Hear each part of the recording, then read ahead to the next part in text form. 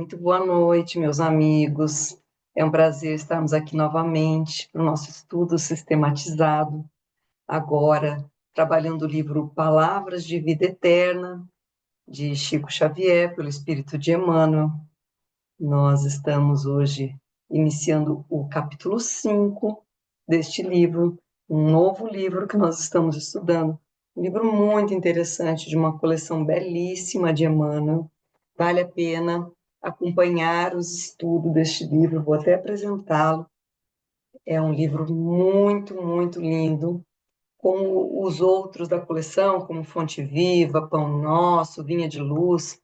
São livros em que Emmanuel ele traz um trecho, um versículo bíblico, ou apenas às vezes só um trechinho de um versículo, e faz comentários maravilhosos, extremamente é, completos, né? Ele tira de um pequeno texto, mas tanta reflexão, tanto assunto para a gente tratar, é muito maravilhoso mesmo. Quem puder, adquira o livro, ele tem também em PDF na internet, e quem puder, acompanhe.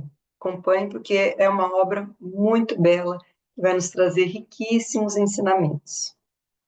Então, estou feliz de estar participando desse estudo também, agradeço ao Davi pelo convite, e é sempre um aprendizado para a gente, né? Estudar cada lição dessa faz um bem enorme para o nosso coração, traz é, é muito rico mesmo, e que a gente possa utilizar, então, todo esse manancial de luz que Emmanuel nos deixou para o nosso melhoramento, para o nosso crescimento espiritual.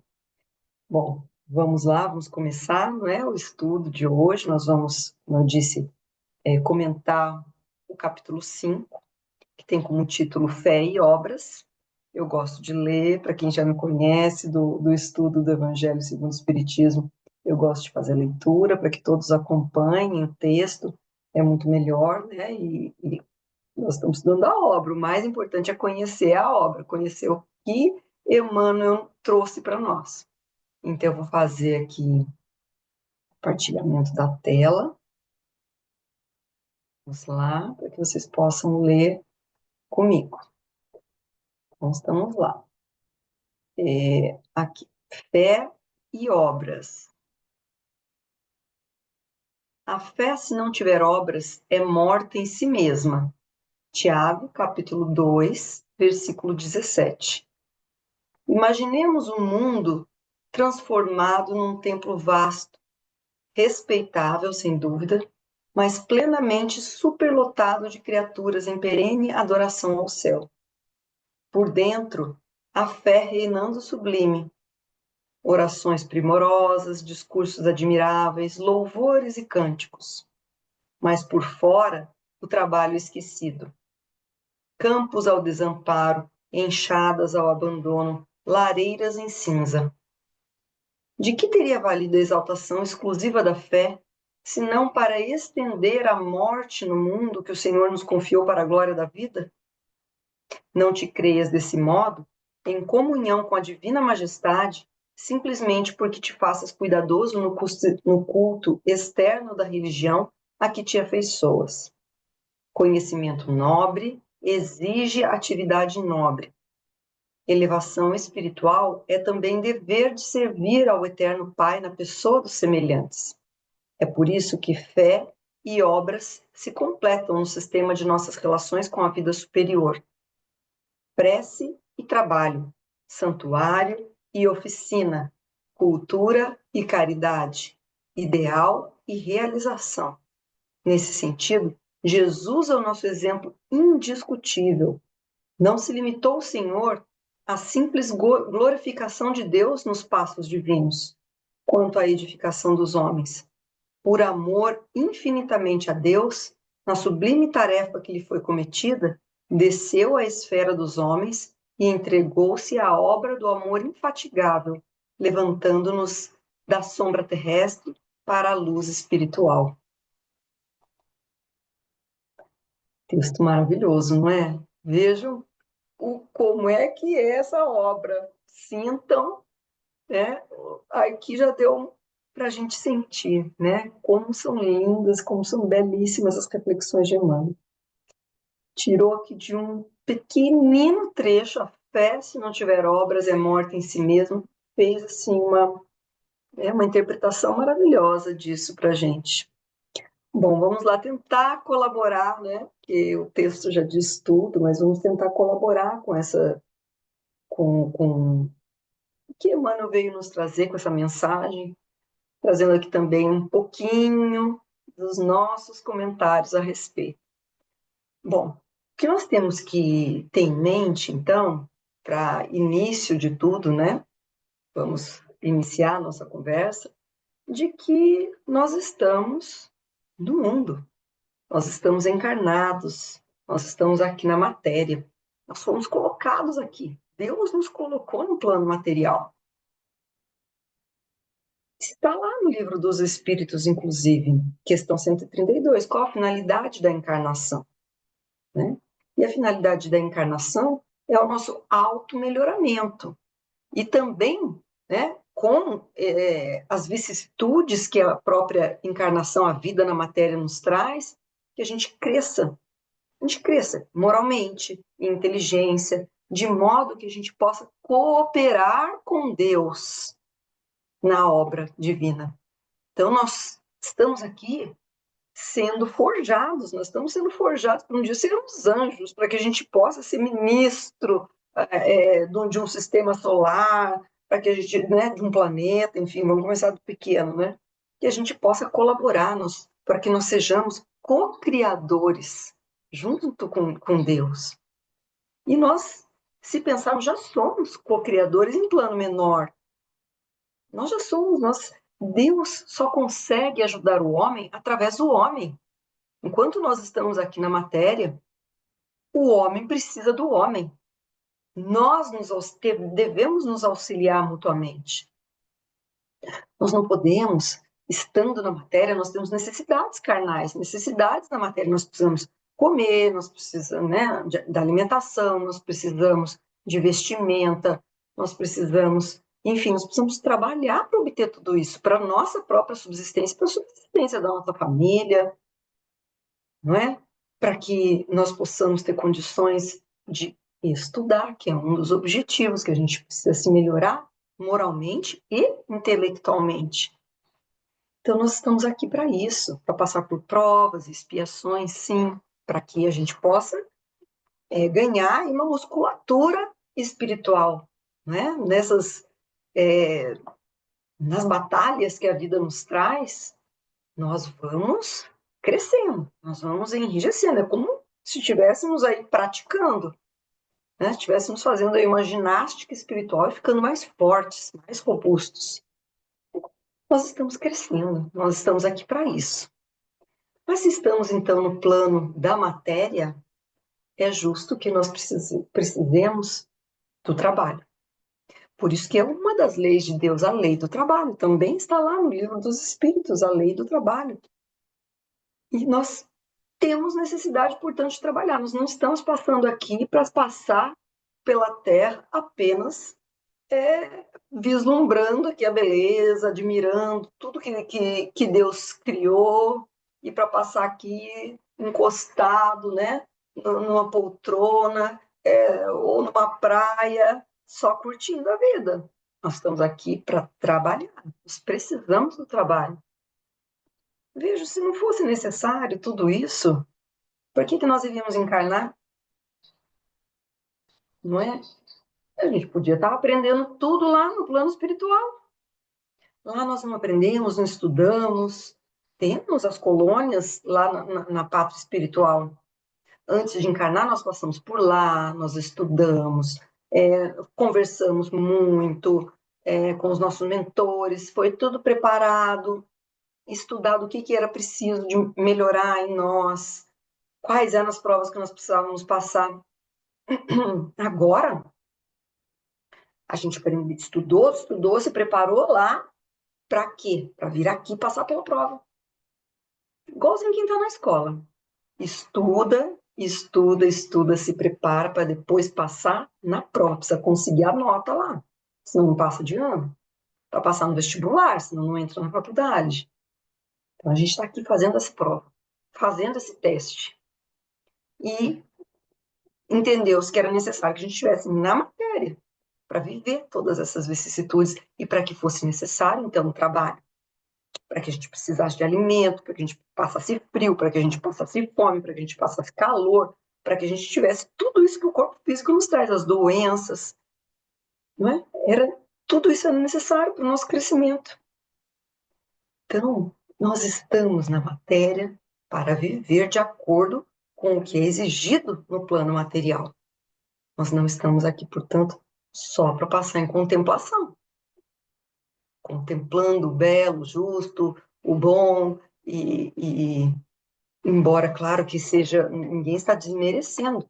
Nós temos que, Jesus foi um exemplo disso. Nós temos que orar, estar em prece, nós temos que louvar o Senhor, nós temos que glorificá-lo, mas não podemos viver apenas nesse plano da meditação e da oração, não é?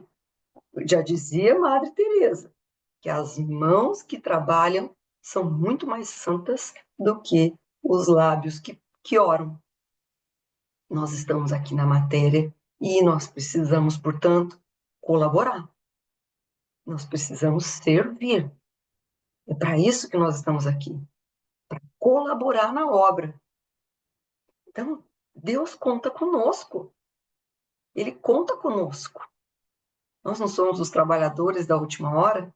Ele conta conosco para que nós possamos auxiliá-lo com aqueles que são ainda menorzinhos do que nós, mais fracos do que nós, aqueles que vieram com alguma dificuldade.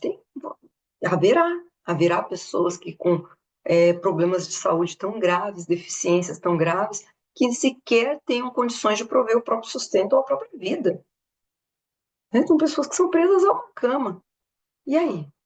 Nós vamos deixá-los à própria sorte? Vamos ficar só orando, fechados no nosso quarto, num templo, vamos para um mosteiro religioso e vamos deixar que essas pessoas que não têm ninguém por elas morram de inanição, sem cuidados, sem higiene, sem nenhuma condição? Não, nós estamos aqui no plano material.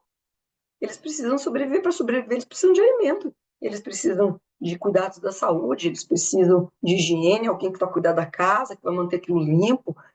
Precisa que alguém auxilie. Nós estamos aqui para isso. E às vezes a gente não dá valor.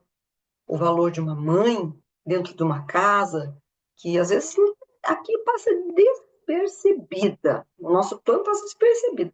Nós temos aí pessoas que vão ser muito mais lembradas, né? Pessoas que ganharam fama, porque foi um escritor famoso, porque foi um artista famoso, porque foi um cientista famoso. Tudo isso nós todos merecemos. Tudo, cada um na sua área, está colaborando.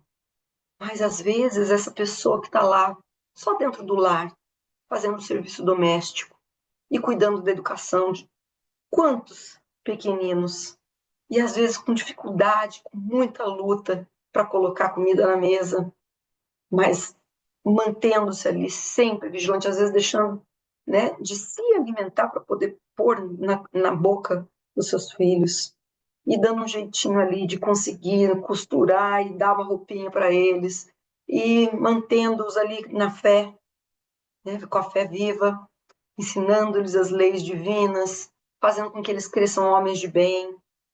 Essa pessoa tem um valor inestimável, inestimável, e elas vão passar anônimas, anônimas aqui na Terra. Mas para nós, porque Deus sabe, né? Deus sabe, e quando um ser desse de luz desencarna, mas é um facho de luz realmente. É só a gente pegar a literatura espírita dá muitos exemplos como esse, né? Muitos. A gente vê que André Luiz, por exemplo, só para citar um exemplo, André Luiz, um médico famoso, respeitado, teve que passar por um período de dificuldades no umbral. Já a mãe dele, dona de casa, uma mulher simples, humilde, estava em outro plano. outro plano que era difícil. O André Luiz não tinha condições de ir até lá para encontrá-la.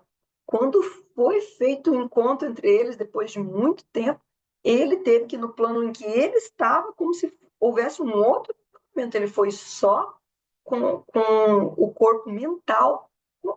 Quando a gente dorme, a gente se desdobra, o nosso perispírito vai para o outro plano. Ele teve que fazer isso lá no plano que ele estava para poder alcançar o plano em que estava a mãe dele.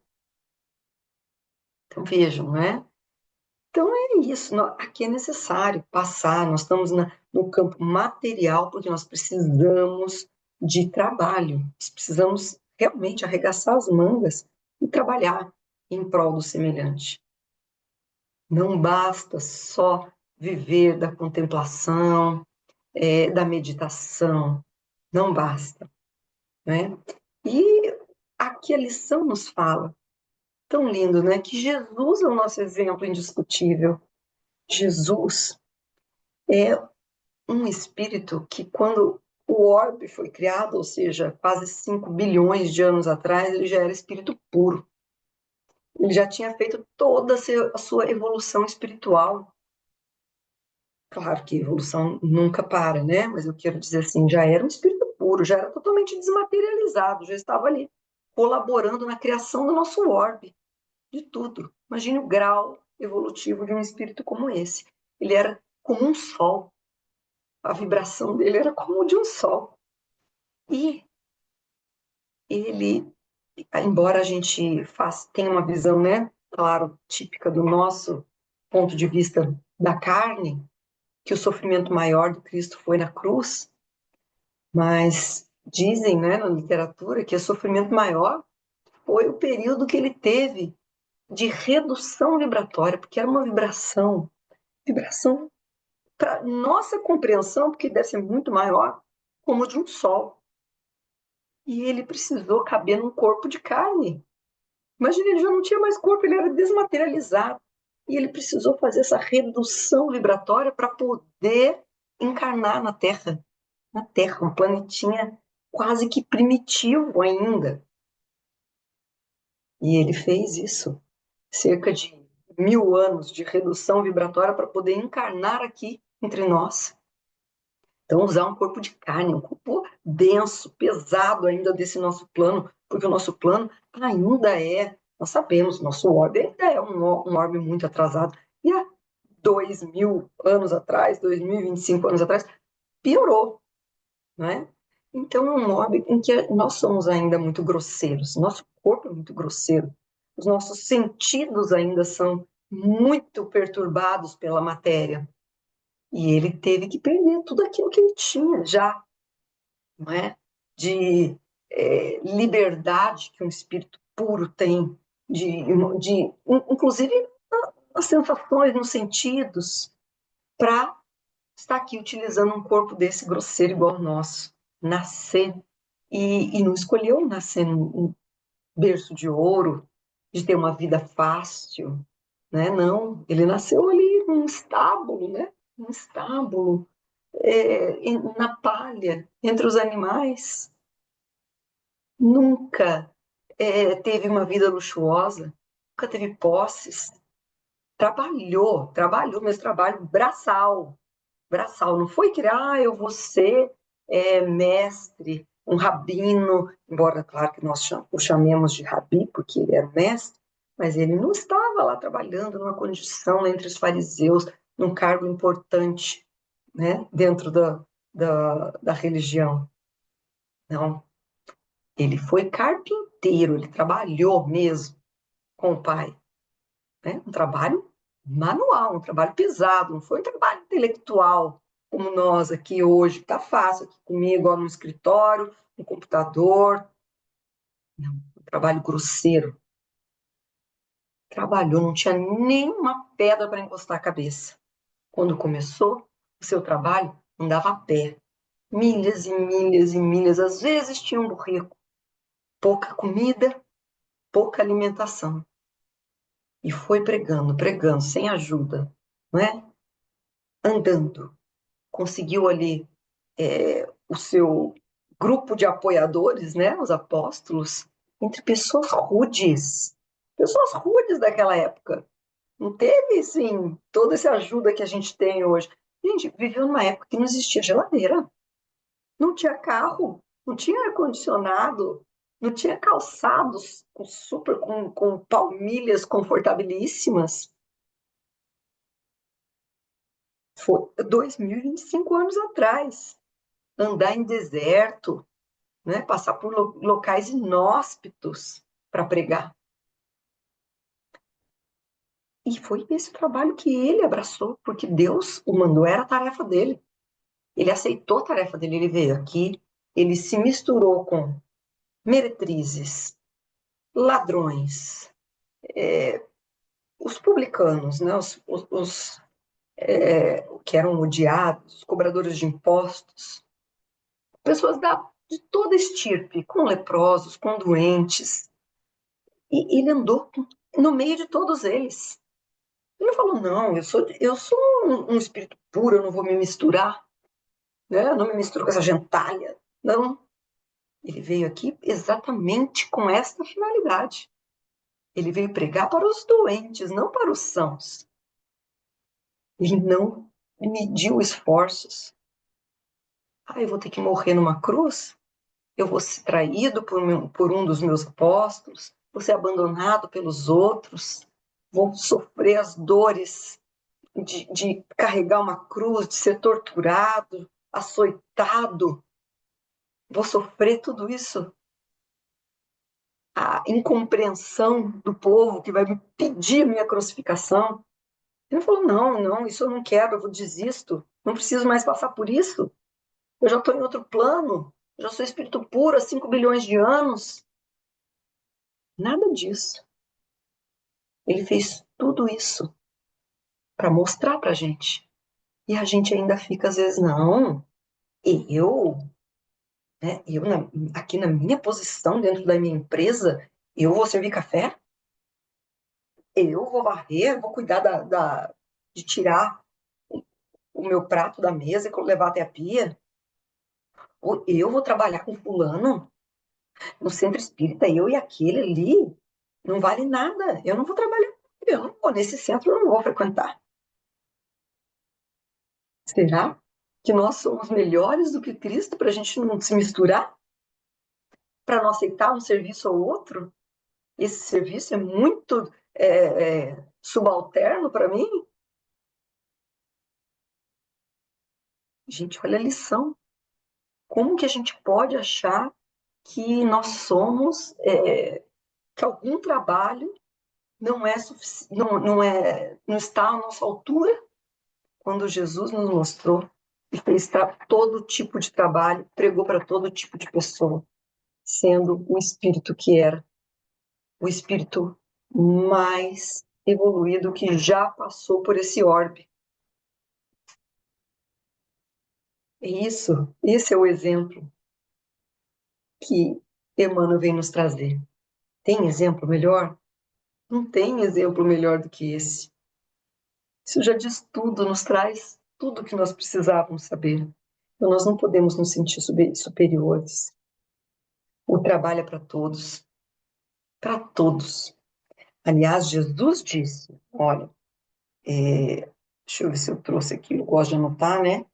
E quem quiser tornar-se importante entre vós, deverá ser servo.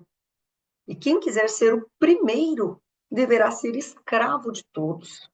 Pois nem mesmo o Filho do Homem veio para ser servido, mas para servir e dar a sua vida em resgate por muitos.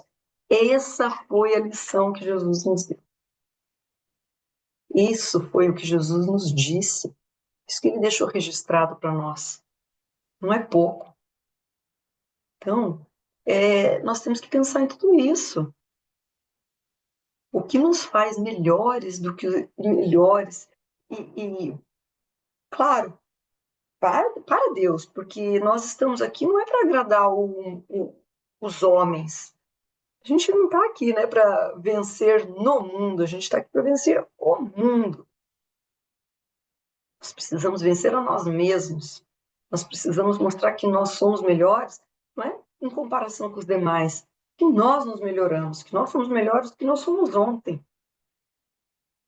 Né? E nós só seremos se nós cumprirmos a lei de Deus. E a lei de Deus primordial é auxiliar o semelhante, é exercitar a caridade. A lei de Deus é a lei do amor. Tudo, tudo pode ser resumido a isso. Jesus já disse: os meus discípulos serão conhecidos por muito se amarem. E como é que alguém que ama não cuida? Quem ama exercita a caridade. A caridade é o amor em movimento, é o amor em ação.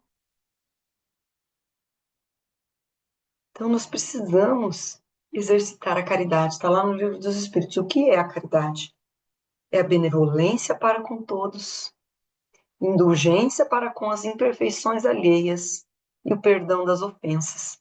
Assim que a gente demonstra a caridade, o amor para com o próximo, para com os nossos semelhantes. Quem ama serve. Quem ama faz questão de ajudar, de auxiliar, de ser proativo, de colaborar, de levantar quem está caído. Já estava na parábola do bom samaritano. Como é que serão divididos os bodes das ovelhas? Não é? Quem são as ovelhas? Quando tive frio, me deste de que vestir, tive fome, me deste de comer, estive preso e foste me visitar. É quem fez o bem ao semelhante. Essas são as ovelhas. Essas pessoas é que serão convocados para ficar à direita do Cristo. Tenhamos isso sempre em mente. Essa lição é uma lição maravilhosa.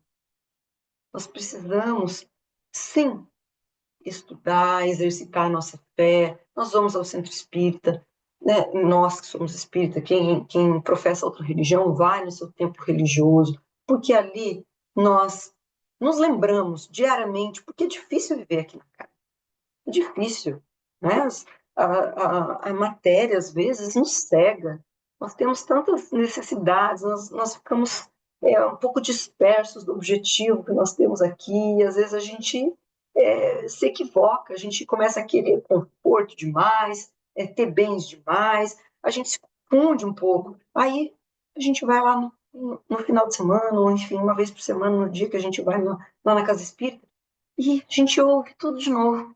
Parece que, sabe, muda de novo a chavinha, a gente lembra. Ah, é mesmo. Não é para isso que eu estou aqui. Né? Não é, o que importa aqui não é tanta matéria, são os bens espirituais.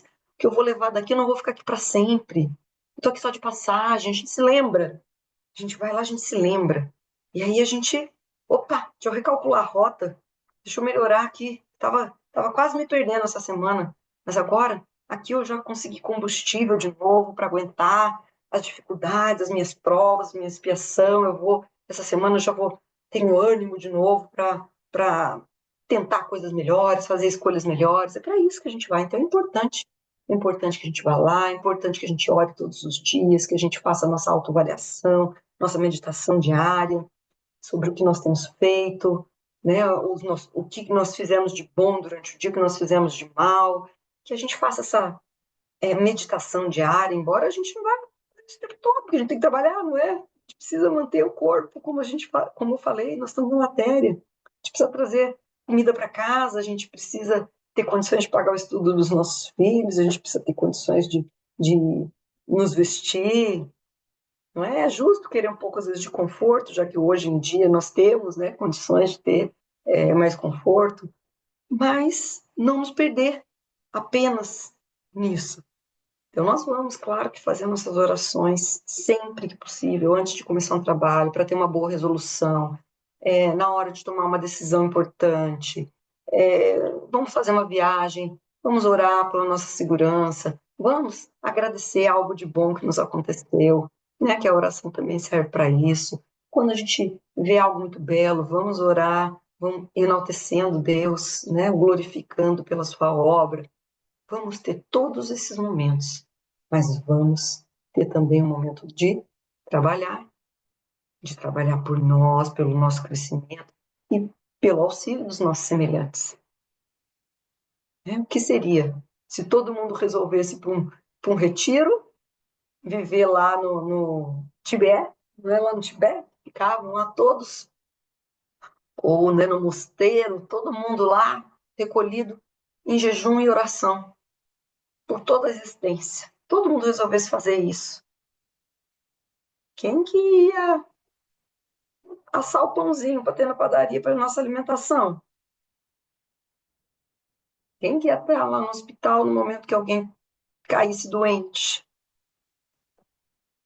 Né?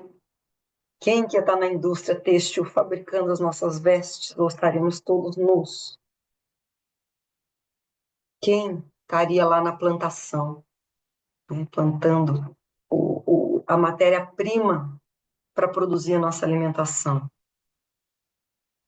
Quem estaria nas escolas para ensinar o beabá para os nossos filhos? É possível que todo mundo fique ali só meditando e orando?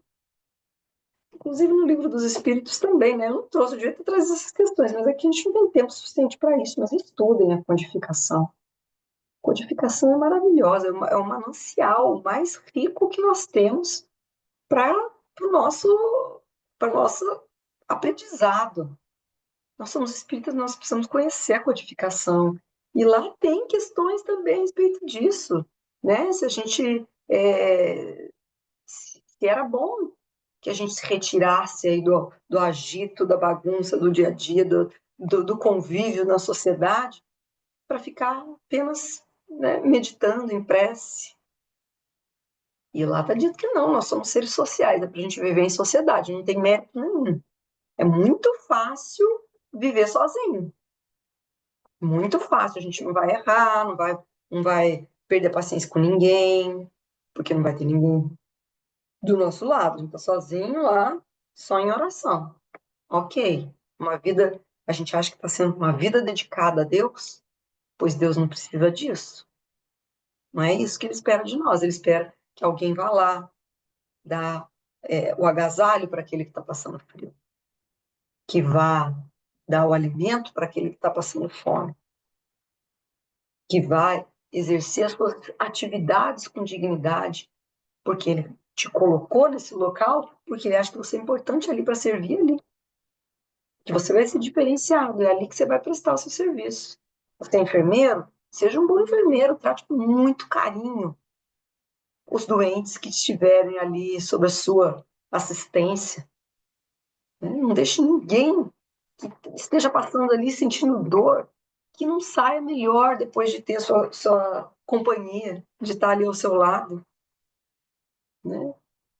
Que se às vezes o máximo que você puder fazer porque seja um paciente terminal, que não tenha realmente solução, o máximo que você possa fazer seja ele estar ali, dando palavras de apoio, dando seu carinho, tratando com respeito, fazendo o possível para que ele tenha a menor quantidade de dor possível, para aliviar. Faça. É para isso que Deus te colocou ali. Se você é um funcionário público, Deus te colocou ali numa repartição, parece um trabalho burocrático, chatíssimo. Vai ter alguém que está precisando disso, do seu serviço, vai aparecer lá, no seu balcão. E você não sabe tudo que ela está passando, por que ela está precisando daquela certidão, só daquilo. Então, seja educado, seja respeitoso com essa pessoa. Às vezes ela vem numa situação difícil, tenha paciência. Né? Não fica ali, deixa essa pessoa esperar quanto quiser. Eu não estou falando que todo funcionário público faz isso, até porque eu sou funcionária pública, tá, gente? O mal, às vezes, a gente é um pouco difamado por aí, né? Não.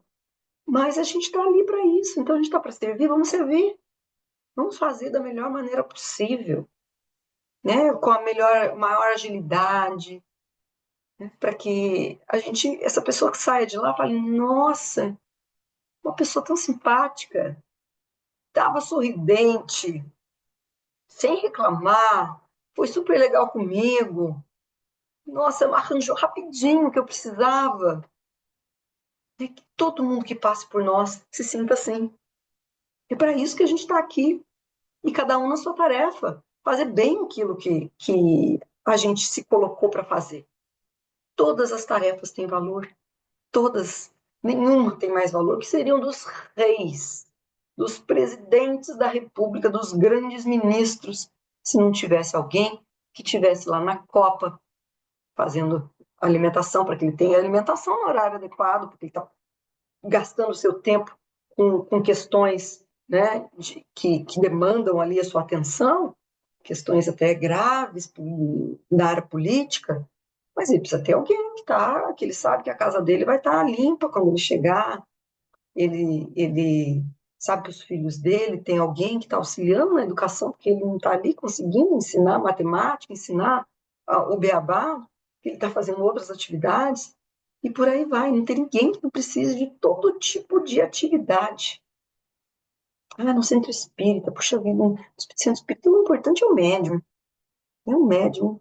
Eu queria tanto ser o médium. O centro espírita não funciona se a gente não vê alguém que vai varrer, para que todo mundo, quando a gente chegar, tá tudo limpinho, com os copinhos todinhos separadinhos ali, com a aguinha para ser fluidificada.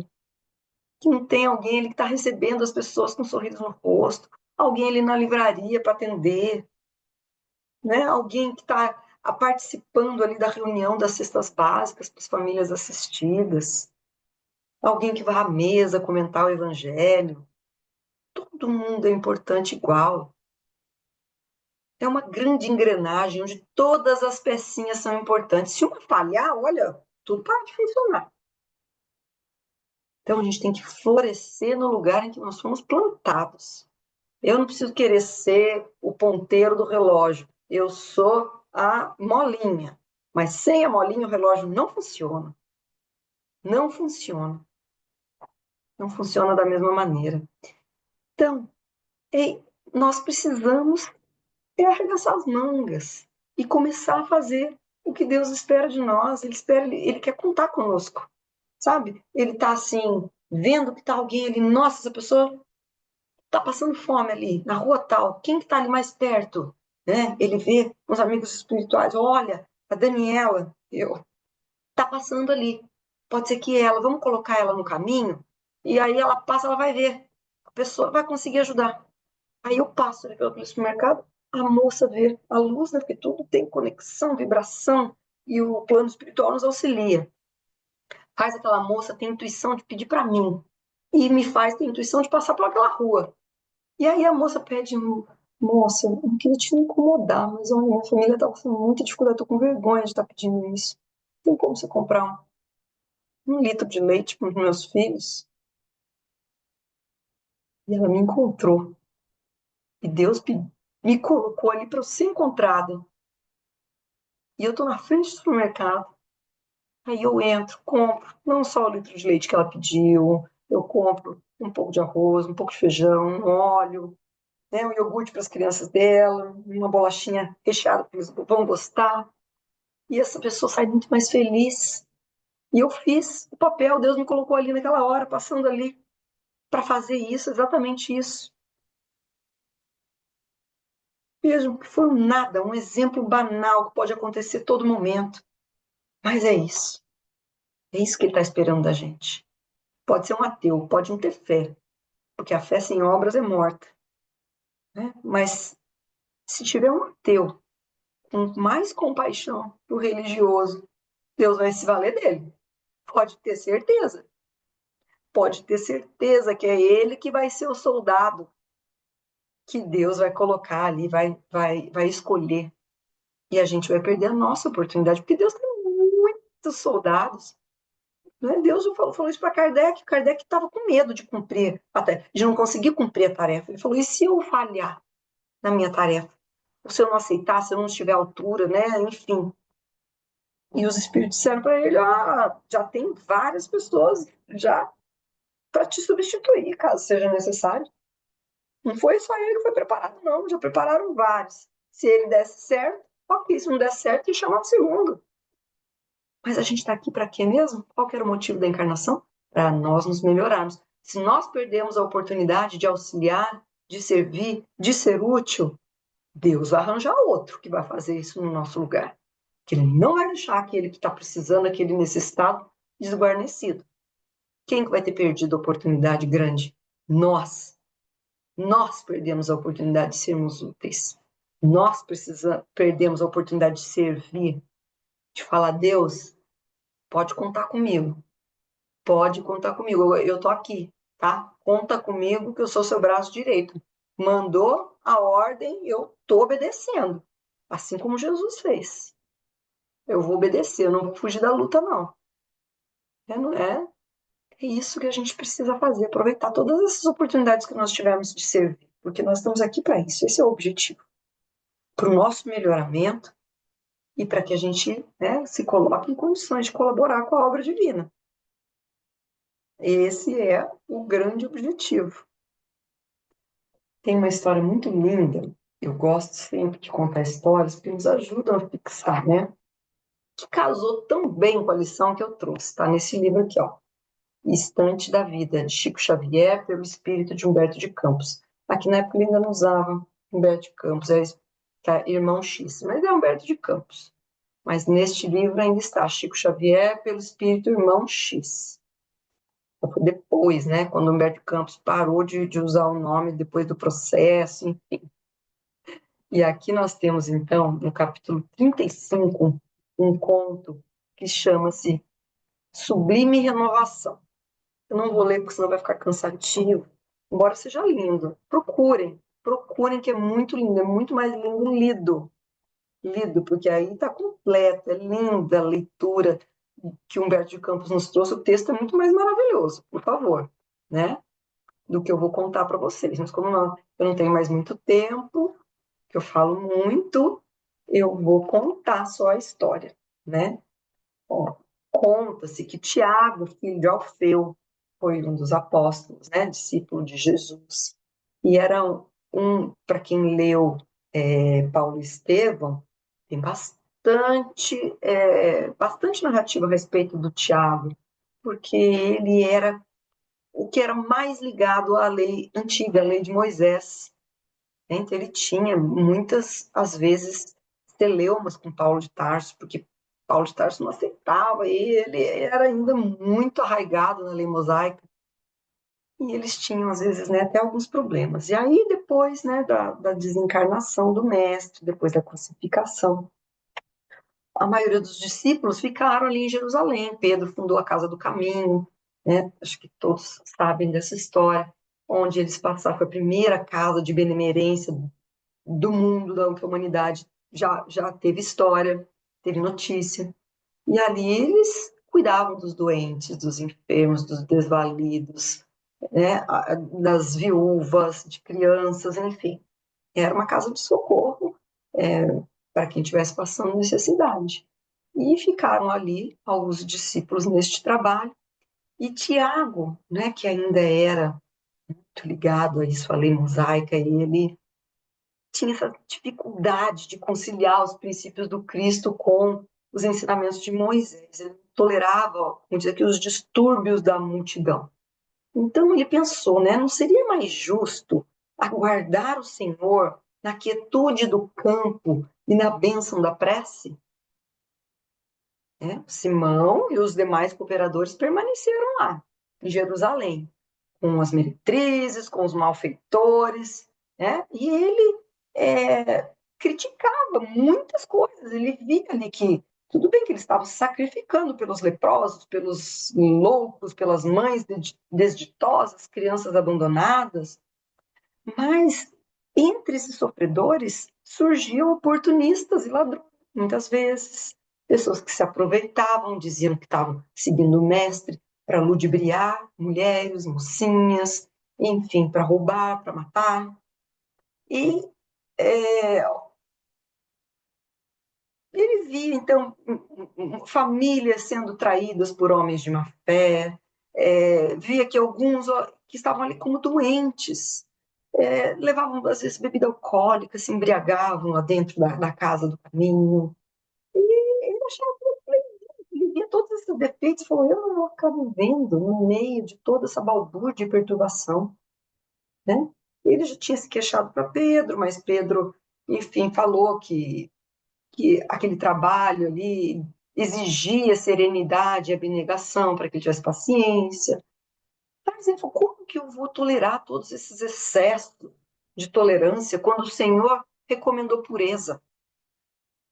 Então, o que ele teve de ideia, né? Ele abandonou a cidade grande, foi para um ninho agreste, como está aqui.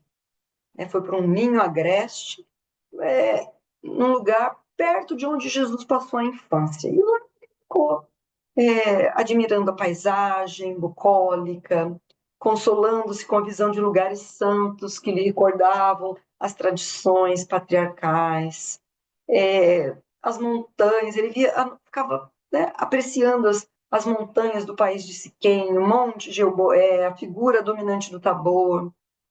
Ele exercitava muito o jejum, comprazia-se na prece constante, envergava a veste limpa, erguia-se do leito alpestre cada dia para meditar as revelações divinas e louvar o celeste orientador.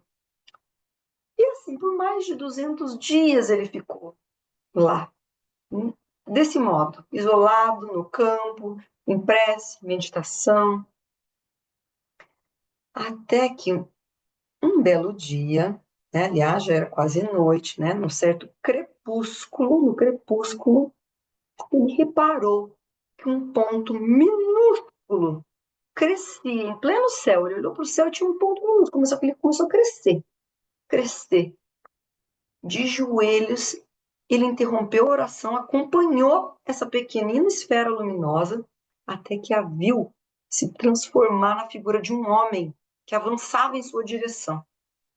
Daí a minutos, sem conter a emotividade, ele reconheceu que ele estava na frente do mestre. Era o mestre. A mesma túnica simples, os mesmos cabelos fartos ali derramarem nos ombros, o mesmo semblante marcado de amor e melancolia. Tiago esperou, mas Jesus, como se nem o visse, não assinalou sua presença, caminhou adiante, deixando para trás. Do mesmo jeito que veio, passou por eles, nem cumprimentou, nem boa noite, depois ia indo embora. O discípulo, então, solitário, não suportou tamanho silêncio e correu atrás do mestre, interpelou: Senhor, Senhor, onde vais? O Messias voltou-se a ele e respondeu generoso: estou com pressa, devo estar ainda hoje em Jerusalém, os meus companheiros necessitam do meu concurso para o trabalho. Aí ele disse: e eu, mestre? Vai ver os meus amigos lá em Jerusalém? Acabou de passar por mim. E eu, mestre? Perguntou o apóstolo aflito: acaso não precisarei de ti, no carinho que te consagro à memória?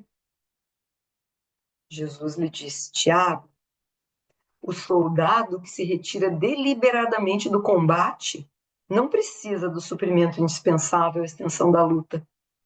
Deixei aos meus discípulos os infortunados da terra como herança. O Evangelho é a construção sublime da alegria e do amor. E enquanto houver no mundo um só coração desfalecente, o descanso ser-me-á totalmente impraticável. Tiago, então, mas Senhor, disseste que devíamos conservar a elevação e a pureza. Jesus disse: sim, não te recrimino por guardá-las. Devo apenas dizer-te que é fácil ser santo à distância dos pecadores. Tiago então diz: não nos classificaste também como sendo a luz do mundo? O visitante divino sorriu triste e falou: entretanto, onde estará o mérito da luz que foge da sombra? Nas trevas da crueldade, da calúnia, da mistificação e da ignorância, do sofrimento e do crime, acenderemos a glória de Deus na exaltação do bem eterno. Tiago até desejava continuar a conversação, mas a voz extinguiu-lhe na garganta, asfixiada de lágrimas. E como quem tinha pressa de chegar ao destino, Jesus afastou-se, após afagar-lhe o rosto em pranto. Na mesma noite, porém, o apóstolo renovado desceu para Nazaré e durante longas horas avançou devagar para Jerusalém, parando aqui e ali para essa ou aquela tarefa de caridade de reconforto. E na ensolarada manhã do 7º dia da jornada de volta, quando Simão Pedro veio à sala modesta de socorro aos enfermos, encontrou quem? Tiago, filho de Alfeu, debruçado sobre velha bacia de barro, lavando um feridento e conversando, bondoso, ao pé dos infelizes. Veja, que história mais linda, não é? E se não tem tudo a ver com a nossa lição, é isso que Jesus pede de nós. Ele quer que a gente apacente as suas ovelhas, que nós cuidemos uns dos outros, que nós nos amemos, né? E que nós sejamos seu braço aqui na terra, já que ele não está mais aqui, ele conta conosco para trabalhar por ele, em nome dele, aqui na terra, em prol dos nossos irmãos, os nossos irmãozinhos queridos, aqueles que tiverem menos condições que nós, né? Se somos bem-aventurados de termos uma condição um pouquinho melhor que alguém, tem quem esteja melhor que nós e que será em algum momento auxílio para nós também. E que nós possamos auxiliar aqueles que também aparecerem no nosso caminho, aqueles que precisarem. Essa é a lição. A fé sem obras é morta. Não basta conhecer todinha a Bíblia, saber de cor todos os versículos bíblicos, conhecer todinho o livro dos Espíritos, saber todas as questões de cabo a rabo, de cor e salteado, né? Questão 621, eu sei, né? A lei de Deus está na nossa, gravada na nossa consciência. 625, eu sei, né? Guia modelo Jesus. 132, eu sei, não basta. Não basta, não basta no centro espírita e orar, orar, orar, ou em casa passar orando, se nós não colocarmos em prática os ensinamentos que têm sido dados. Está lá no livro dos Espíritos que a gente está decorando, o modelo é Jesus, né? Questão 625, ele é o guia, ele é o modelo. E o que que ele fez? Ele lavou os pés dos discípulos, ele cuidou, ele criou, curou enfermos, ele curou os leprosos, fez cego voltar a ver, fez, né? Ele trabalhou, ele saiu pregando a boa nova, né? Dando um pouco de consolo para todos os sofredores. Nós estamos aqui para fazer o mesmo. Enquanto ele não está aqui em carne entre nós possamos ser aqueles com quem ele possa contar para fazer esse serviço. Nós possamos nos orgulhar de dizermos que nós somos servidores do Cristo. E é isso, meus amigos. Muito obrigada pela atenção. Espero que todos estejam gostando da obra. Eu adoro o livro Palavras de Vida Eterna. Que todos, então, possamos aproveitar essa obra maravilhosa. Voltem aqui semana que vem para acompanhar a continuidade da explanação, da análise desse livro maravilhoso. E que todos tenham uma noite abençoada, uma semana abençoada pela frente. Paz e luz para todos. Um grande abraço.